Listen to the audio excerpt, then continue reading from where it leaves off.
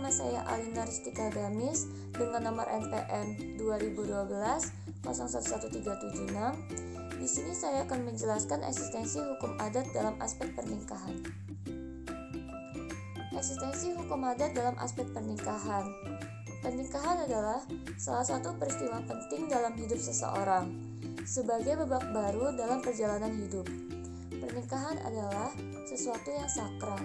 Kesakralan sebuah pernikahan salah satunya terlihat dari prosesi adat yang dilaksanakan sebelum, ketika, dan sesudah pernikahan digelar. Meski masyarakat modern sering menganggap prosesi adat itu rumit, namun tidak sedikit orang yang tetap memandang penting prosesi adat tersebut sebagai bagian dari kelangsungan acara pernikahan.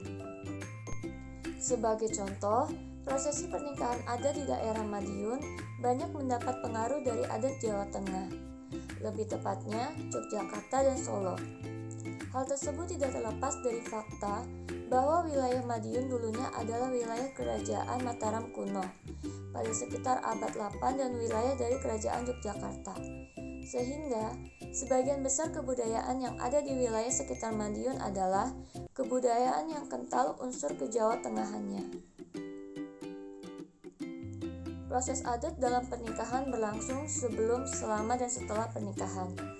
Pada saat sebelum pernikahan, pengantin dan keluarga pengantin melakukan beberapa kegiatan untuk mempersiapkan, baik kelancaran acara maupun kesiapan lahir batin dari calon pengantin.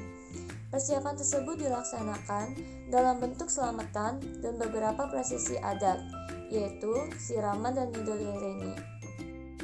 Sebelum prosesi adat pernikahan berlangsung, mempelai pria akan datang bersama keluarga ke kediaman mempelai wanita, atau yang biasa disebut dengan melamar.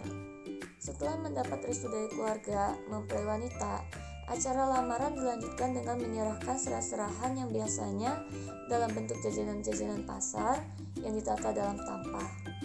Dalam acara ini pula dilakukan perhitungan tanggal resepsi pernikahan berdasarkan perhitungan Jawa yang dilakukan oleh orang yang dianggap sesepuh.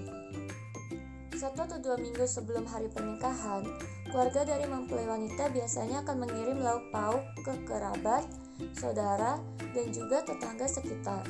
Kegiatan ini disebut kunjungan atau munjung. Inilah yang membedakan pernikahan adat Madiun dengan adat Jogja atau Solo. Kunjungan ini berfungsi sebagai undangan atau pemberitahuan kepada segenap kerabat bahwa yang mengunjungi akan mengadakan hajat. Kunjungan ini biasanya berbentuk lauk pauk. Dalam budaya masyarakat Madiun, sebelum prosesi, pernikahan dilaksanakan selamatan atau selamatan sebagai bentuk permohonan kepada Tuhan agar prosesi pernikahan nantinya akan lancar dan tidak mengalami gangguan dalam bentuk apapun. Setelah selamatan, dilakukan pemasangan tarup, siraman, dagang dawet, midodareni, atau berdiam diri di rumah. Setelah itu, dilaksanakan akad nikah. Ada proses juga yaitu temu manten, injak telur, selindur, atau diselimuti selendang berwarna hitam, kucar-kucur, atau pemberian nafkah. Kemudian, prosesi terakhir yaitu sungkeman, di mana kedua mempelai menghanturkan sembah kepada orang tua dan mertua masing-masing.